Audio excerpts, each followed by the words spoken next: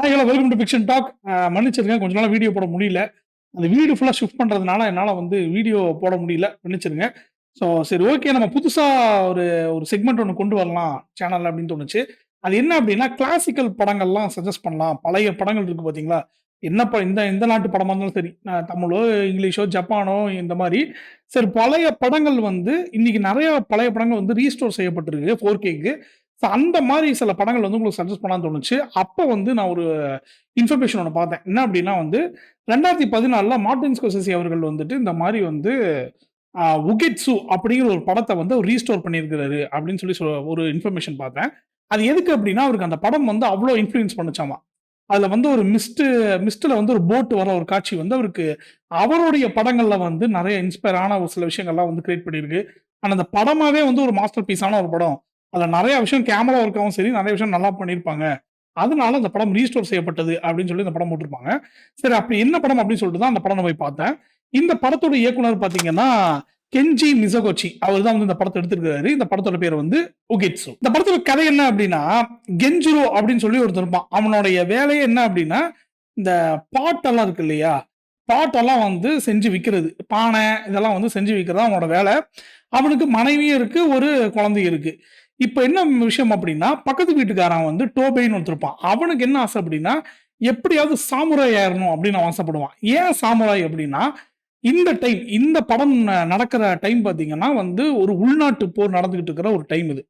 இந்த டைம்ல வந்து அவன் என்ன எதிர்பார்ப்பான் அப்படின்னா, நம்மளும் சாமுராயை பெருசா சாதிச்சாதான் வீட்ல வந்து நம்ம மதிப்பாங்க அப்படின்னு அவனுக்கு ஒரு மனைவி இருக்கிறாங்க. ஓகேவா? ஸோ இப்ப என்ன பண்றாங்க, உள்ளுக்குள்ளாரையே வந்து உள்நாட்டு போர் நடக்கும்போது இந்த டைம்ல வந்து பொருட்கள் வாங்குறதுக்கு வந்து நல்ல லாபம் கிடைக்கும் அப்படின்னு சொல்லி கெஞ்சுரோ யோசிக்கிறான். ஏன்னா அப்ப நிறைய பொருட்கள் உடஞ்சு போகும். அப்ப நம்ம வந்து அவங்களுக்குள்ள வித்தரலாம். அந்த மாதிரி இந்த தேவைகள் ஜாஸ்தியா இருக்கும். அப்ப நம்ம இதை விற்க முடியும்னு சொல்லிட்டு அவன் விற்பனை மட்டும்தான் பார்க்கறானே தவிர, அவன் குடும்பத்துக்கு பல சேதாரங்கள் இதனால நடக்குங்கிறத அவன் யோசிக்கிறது கிடையாது. அவன் என்ன பண்றான், அவனும் டோபேங்கிற அந்த 2 பேரும் சேர்ந்து என்ன பண்றாங்கன்னா, கிளம்பி போறாங்க. கூடயே வந்து டோபேயோட மனைவியும் போறான். இவங்க எல்லாரும் சேர்ந்து ஒரு இடத்துக்கு போறாங்க. அங்க போயிட்டு வந்து பானைகள் வித்து நல்ல காசு வருது. அது வர்றது பிரச்சனை இல்ல. வந்ததுக்கு அப்புறம் நம்மளுடைய ஆசை பேராசையா மாறும்போதுல, அதனால விளைவுகள் என்ன நடக்குங்கிறது தான் இந்த படத்தோட கதையே. இந்த படத்த பொறுத்தவரைக்கும் நாம வந்து ஒரு விஷயம் எதிர்பார்ப்போம். ஓகேடா, இது வந்து ஆ எப்படி வந்து ஒருத்தன் ரிடெம்ப்ஷன தேடி போறாங்கிறது தான் படமா இருக்கும் அப்படின்னு நினைக்கும் போதுல, எனக்கு இந்த படத்துல ஆச்சரியமா இருந்த விஷயம் என்னன்னா, இதுக்குள்ள ஒரு பேய் கதை வேற இருக்கு. இதுல ஒரு ஃபேண்டசி ஹாரர் படம் ஒண்ணு ஓடுது.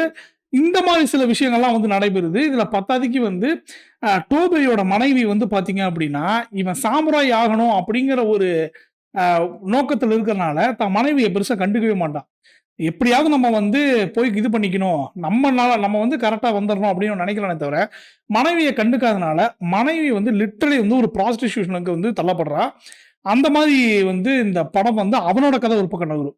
ஸோ 2 கதையும் வந்து ஐ மீன் 2 கதாபாத்திரம், அந்த 2 கதாபாத்திரத்தோட பாயிண்ட் ஆஃப் வியூல தான் வந்து இந்த படமே போகும்.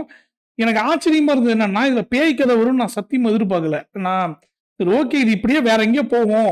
நான் வந்து கெஞ்சுரோ வந்து ஒரு ஒரு ஒரு பயங்கர ஒரு அழகான ஒரு பொண்ணு மேல வந்து காதல் வந்துரும் அவனுக்கு. வைஃப் எல்லாம் விட்டுட்டு வந்து வேற ஊர்ல தான் வந்து வித்துட்டு இருக்கிறான். அப்ப வேற ஒரு பொண்ணு மேல காதல் வந்துரும். இவன் போய் கல்யாணமும் பண்ணிருவான்.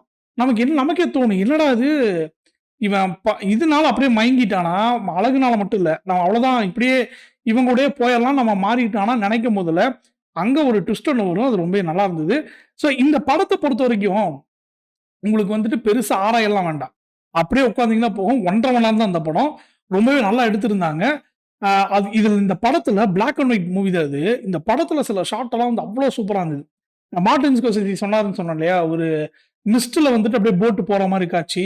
அதெல்லாம் அவ்ளோ சூப்பரா எடுத்திருந்தாங்க. நெறைய வந்து அங்கலாம் வந்து ரியல் லொகேஷன்ஸ் அண்ட் அப்பல்லாம் சிஜி கிராபிக்ஸ் எல்லாம் பெருசா கிடையாதுல்ல. அவங்க வந்து பார்த்தீங்கன்னா, முழுக்க முழுக்க செட் ஒர்க்க நம்பி தான் அந்த படமே போயிருக்காங்க. செட் ஒர்க்கா இருக்கட்டும், கேமரா மூவ்மெண்ட்ஸ்ன்னு சொல்லிட்டு அவ்ளோ சூப்பரா இருந்தது. இந்த படம் வந்து பார்த்தீங்கன்னா, 4Kல ரீஸ்டோர் பண்ணியிருக்காங்க இப்போ. 4Kல 1080p எல்லாத்துலயும் இருக்கு. ரீஸ்டோர் பண்ணியிருக்காங்க. ப்ளூரே டிஸ்க்கும் இருக்கு. ஸோ மறக்காம பாருங்க. உங்களுக்கு பிடிக்கும்னு நான் நம்புறேன். இந்த படத்தோட பேர் வந்து உகெட்சு, மறந்துற வேண்டாம்.